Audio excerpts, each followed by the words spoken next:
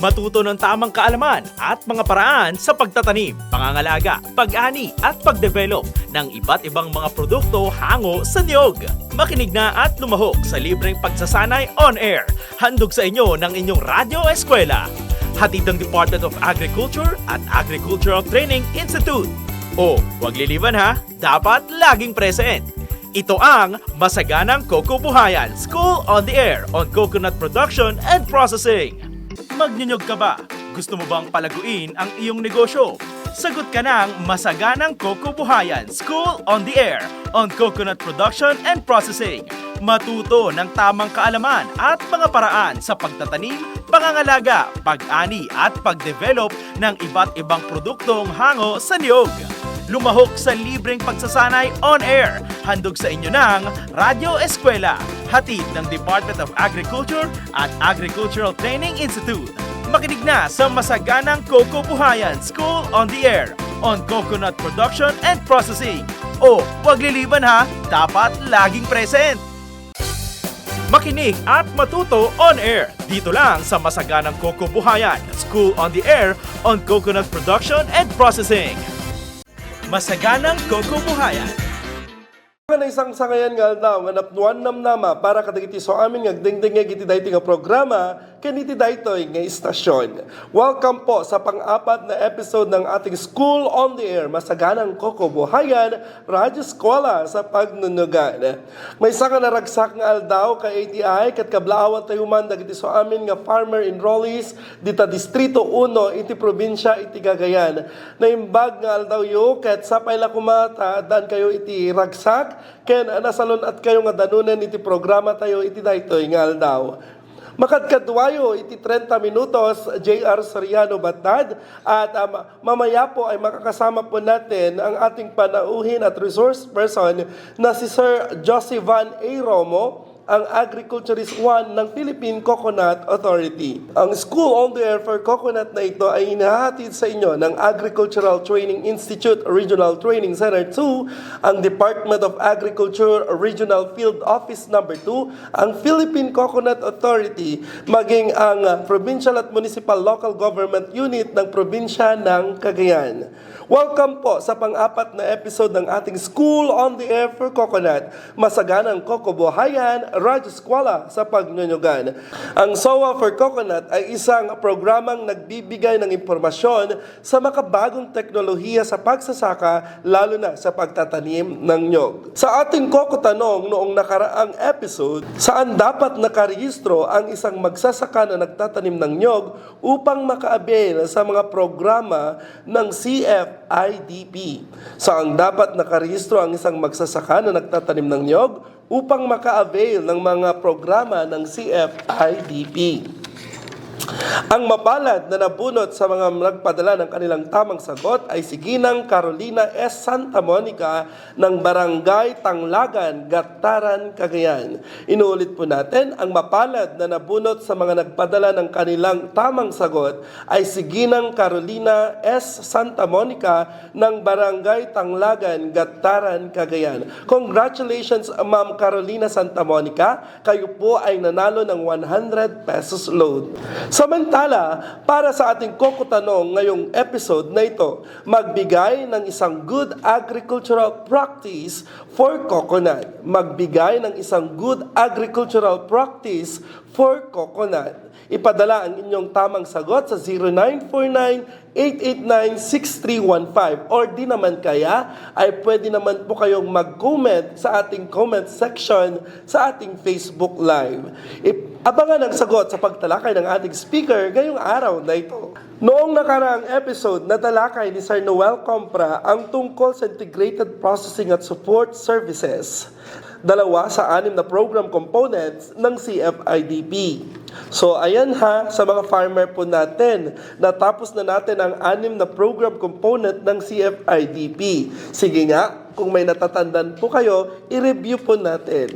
Unang po dyan, sa 6 na program component ng CFIDP ay ang social protection. Opo, tama po kayo, social protection. Pangalawa ay Farmers Organization and Development. Opo, tama po kayo.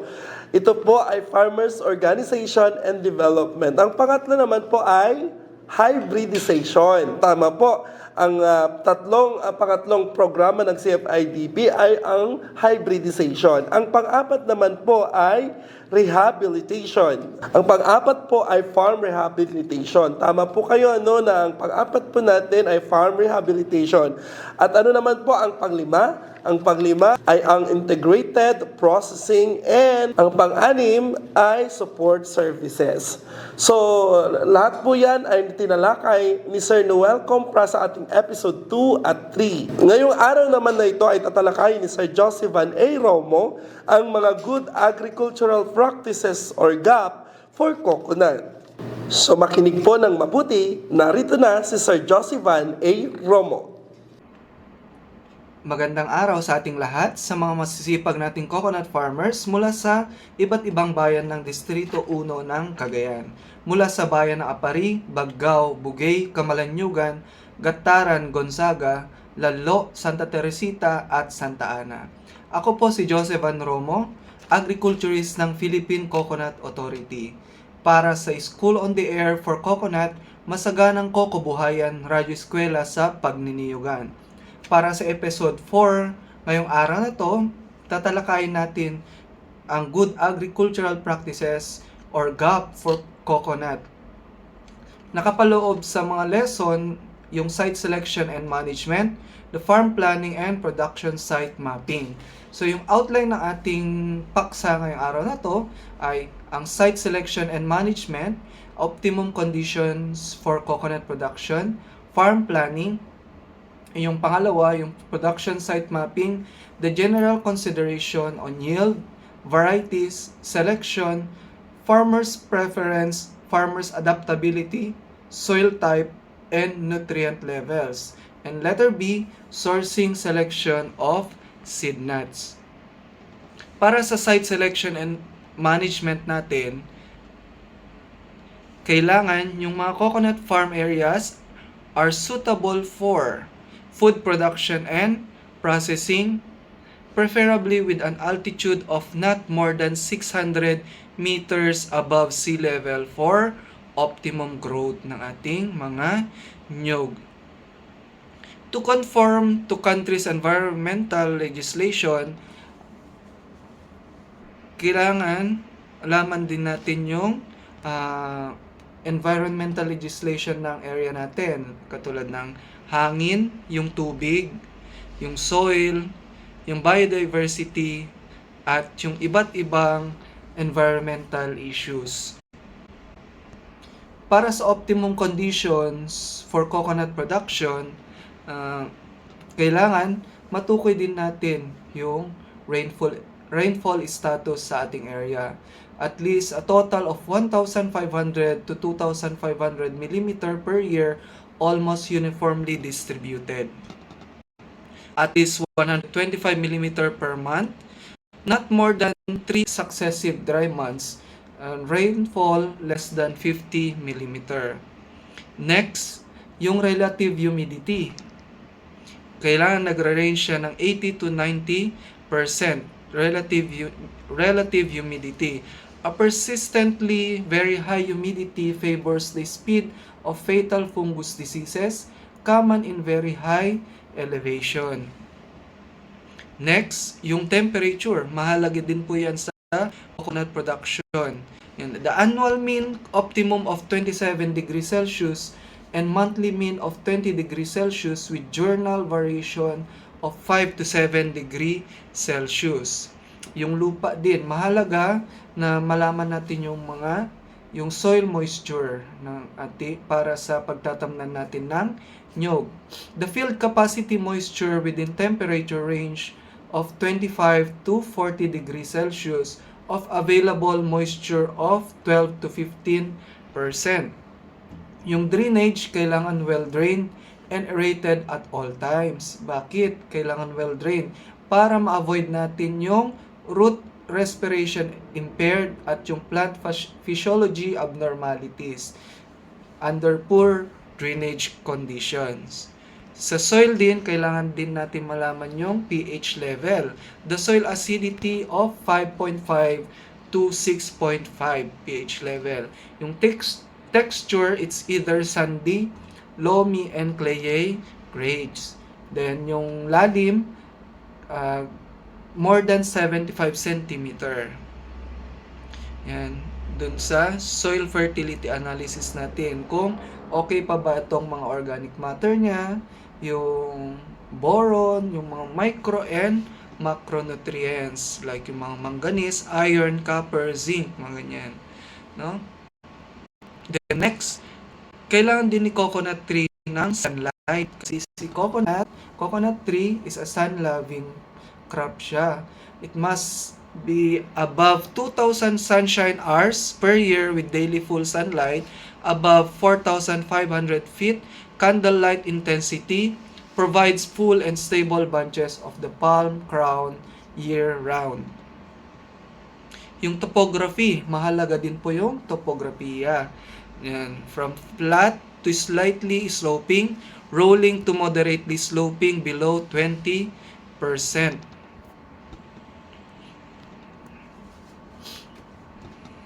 Yan. Yung wind speed, gaano ba kalakas yung hangin doon sa area na yun?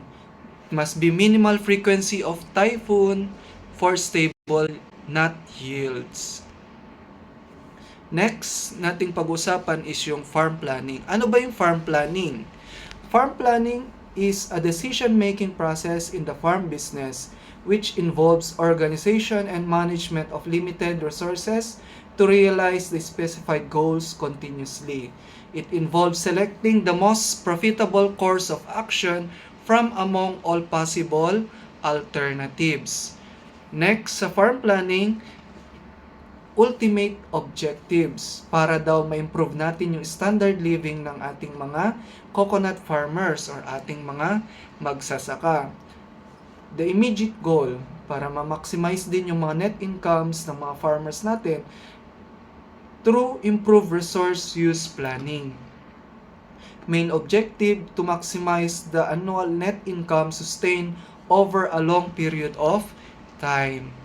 Then next, a farm plan is a program of a total farm activities of a farmer drawn out in advance.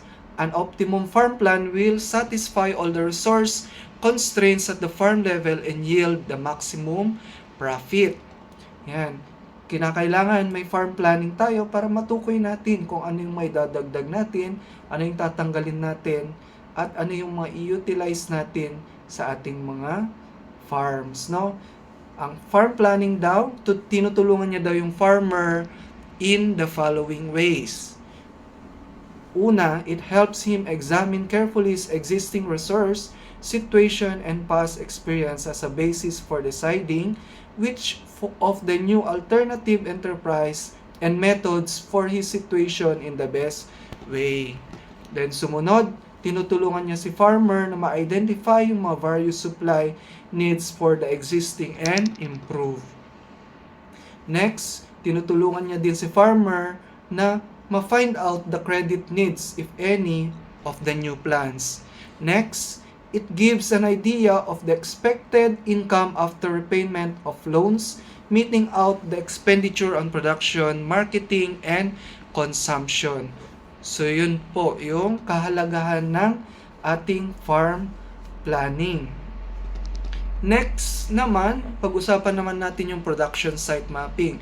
Ano-ano kayo yung mga nandun sa ating production site mapping? A production site map should be prepared to show the condition of the farm, of how the farm is intended to be developed, the topography, yung location of the production and processing areas, etc. Yan. So, yung production site map components natin, kailangan meron daw to. Letter A, yung coconut production area natin. Sa coconut production area natin, malaman natin yung density ng ating mga tanim, yung spacing, yung mga variety na itinanim natin kung Katigan dwarf, Takunan dwarf, Malayan red dwarf, yan, or Baybay tall. Tapos yung distansya niya, yung farm natin hanggang sa market. Then letter B, primary processing area. Ano ba yung mga nandun sa processing area? Yung cocoa production area, cocoa peat production, yung mga yon, or yung mga VCO na mga products. Then letter C, intercrops and livestock areas if applicable. Ano ba yung mga pwede nating intercrop doon? Like coffee, cacao, yan, pineapple, then yung livestock integration natin, yung mga native animals natin like native chicken, native pig, goats, and native cattle. Then letter D, yung source of water used on the farm. Galing ba siya sa balon, sa water reservoir, sa ilog, sa lakes, sa farm ponds, at kung saan-saan pa. Then, nakapaloob din sa production site map natin yung chemical pesticides and fertilizer storage and mixing areas. Dapat hindi siya halo-halo. Well-organized dapat yung yung coconut farm. Letter G, tools and equipment cleaning and disinfection areas. Then letter H, may storage area din daw tayo for tools and equipment. Then letter I, yung water storage natin, yung distribution networks, yung drainage and discharge points of wastewater. Then next, yung solid waste disposal area, the composting area, yung toilet facilities natin and hand washing areas. At saka last, yung property, buildings, structures, and road networks. Yun po yung sa production site map natin. So, reminder, dun sa production site natin, production site map, kailangan daw yung mga production areas natin should be identified by name or code and shall be indicated in the property map.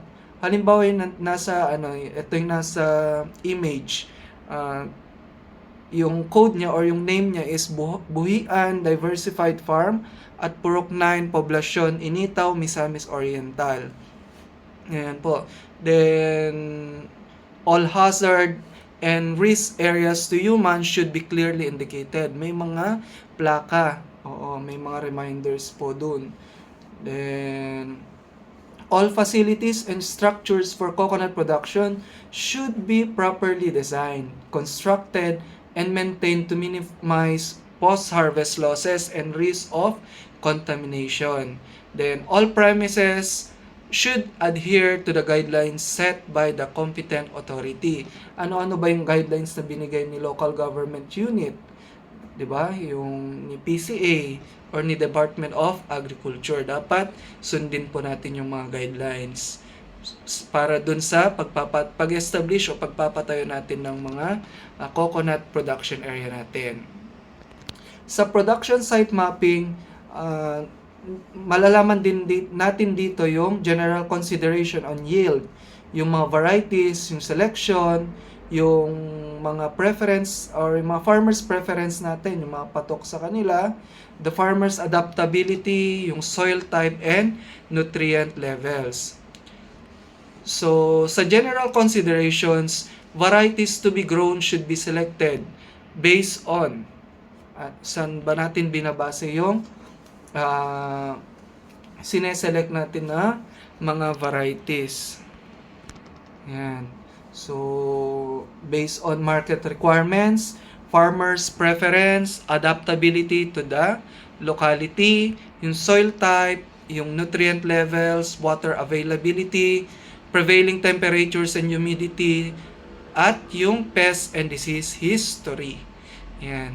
Kasali din sa ating general consideration is yung for efficient chemical, water, and other input utilization planting materials may be selected based on their nutrient and water use efficiencies and pest and diseases resistance.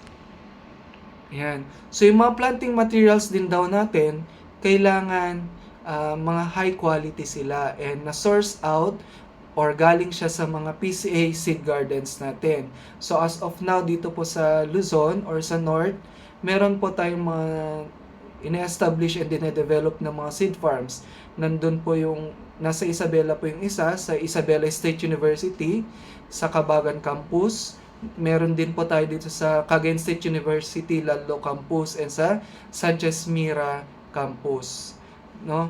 So, kailangan din daw, pag nag-source out tayo ng mga planting materials, kailangan BPI or PCA accredited nursery siya manggagaling. Or yung mga PCA recommended varieties and seed nut producers or farmer selected mother palms. Kino-consider din natin yung mga planting materials natin should be of high quality and shall be sourced either from PCA seed gardens and seed production centers. No? Then, yung seed nuts should be sourced from selected mother palms of National Seed Industry Council or NSIC, registered of PCA recommended varieties. Hindi lang pala yung mga palay natin or yung mga mais or yung gulay yung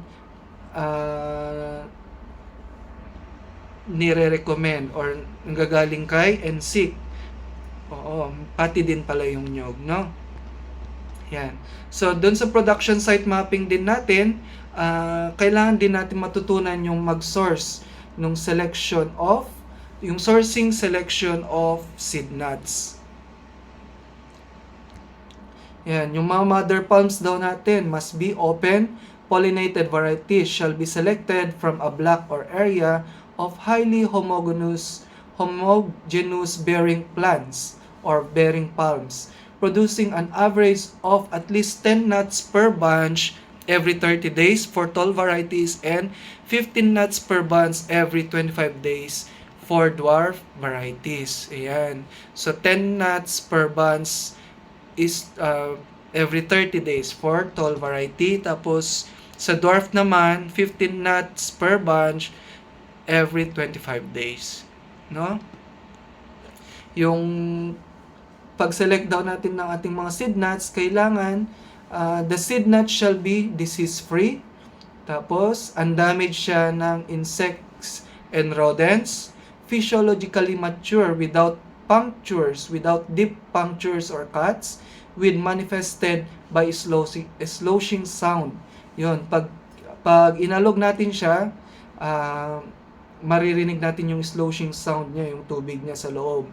Then, it must be ungerminated and resembles the distinct appearance of the specific variety of the mother palm. Next, the seed nut should be seasoned in shade, preferably soaked in water, with perianth lobes removed prior to sowing in appropriately prepared seed beds of appropriate nursery site. Seed nut should be set with the germ end at the top in either upright for tall varieties or tilted for dwarfs to ensure nut water contact with the hostorium. And ito po yung may red mark, yan po yung tinatawag natin na perianth o perianth lobe. Yan, ito po yung mga varieties na galing po sa Philippine National Standard or PNS BAFS, no, under sa Good Agricultural Practices. Yan. So, in case of hybrid seedlings, only F1 or filial 1 or the first filial generation offspring of distinct mother palm shall be used for planting. Pag hybrid seedlings naman, shall be sourced only from either PCA or PCA supervised or accredited coconut hybridization farms. Likewise, seedlings produced through embryo culture such as Makapuno seedlings shall be sourced from either PCA registered producers or NSIC registered varieties. Yan. So, hindi pala tayo basta-basta kumukuha ng mga mother palms natin kung saan-saan. Kailangan NSIC registered siya or PCA recommended varieties, no? Yung seed nuts and seedlings daw natin should be appropriately watered, weeded, and inspected for disease and pest incidents. Seedlings should be fertilized as recommended. So, hindi natin, pag meron na tayong seed nuts, hindi lang natin siya ilalagay sa isang lugar, papatubuin lang dun. Kundi mayroon siyang mga guidelines na ating susundin. Kung isi-seedbed ba siya or polybag nursery. Yan. The selection is the action or fact of carefully choosing someone or something as being the best or most suitable. Ayan. Siyempre, pipiliin na natin yung the best para sa atin. Then, yung mga seed nuts daw natin, it must be uniform sizes, no off sizes, typical of the variety, physiologically mature, sloshing sound when shaken, no deep crack puncture shell, no damage by insect or diseases. Yan, yung good quality seed nuts. Yan, so wala daw siyang punctured or cut, too small and deformed, immature, rodent damage and disease-infected seed nuts. Ayan po yung sa nursery, yung seed bed and polybag nursery natin. Yan. So, kailangan din po yung seedlings natin, kung nasa nursery siya, kailangan din daw niya ng fertilization.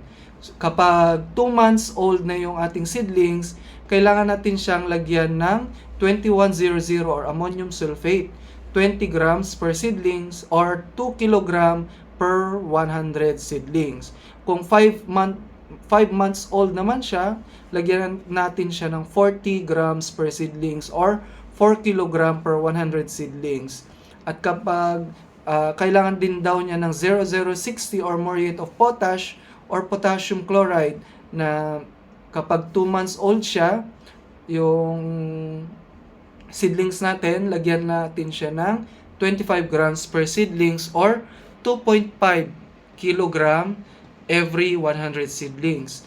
Pag 5 months naman yung seedlings natin, paglalagyan natin siya ng 0.060 or muriate of potash, lagyan natin siya ng 45 grams per seedlings or 4.5 kilogram every 100 seedlings. Kung maglalagay naman tayo ng common salt sa mga seedlings natin sa nursery, kapag 2 months daw siya, lagyan natin siya ng 20 grams per seedlings. Kapag 5 months naman, lagyan natin siya ng 40 grams per seedlings.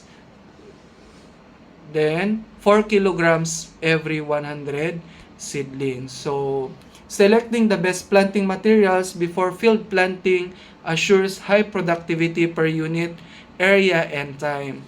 Let's achieve a masaganang agrikultura, maunlad na ekonomiya. Ating napakinggan ang pagpapaliwanag ni Mr. Josivan A. Romo, ang Agriculturist 1 ng Philippine Coconut Authority dito sa Cagayan, Isabela. Ang ilan sa mga good agricultural practices or GAP for coconut.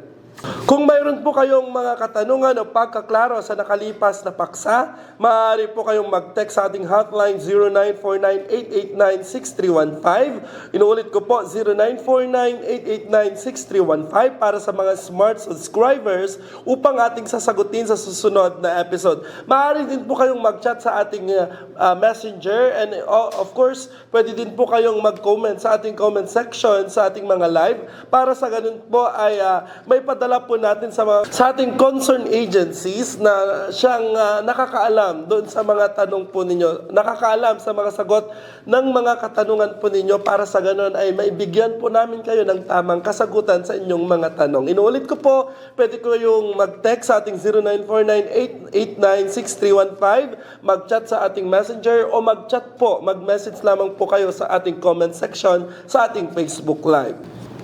Samantala, para sa ating kokotanong ngayong episode na ito, magbigay ng isang good agricultural practice for coconut. Magbigay ng isang good agricultural practice for coconut.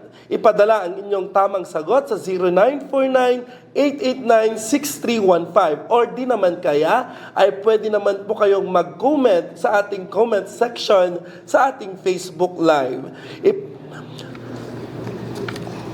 Abangan ang mga susunod pang mga episodes ng ating School on the Air for Coconut. Masaganang kokobuhayan, radyo eskwela sa pagnunugan.